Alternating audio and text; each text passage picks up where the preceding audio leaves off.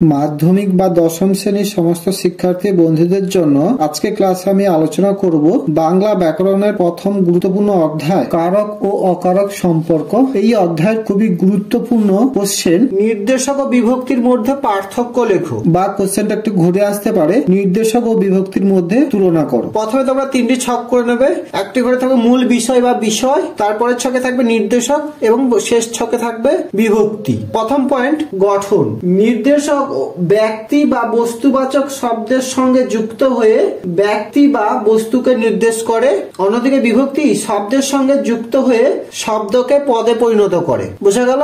2 নম্বর অবস্থান। নির্দেশক ব্যক্তি বা বস্তুর সংখ্যা নির্দেশের জন্য ব্যক্তি বা বস্তুর নামের আগে বসে, অন্যদিকে বিভক্তি কখনোই শব্দের আগে বসে না। এবার চলো কাজ।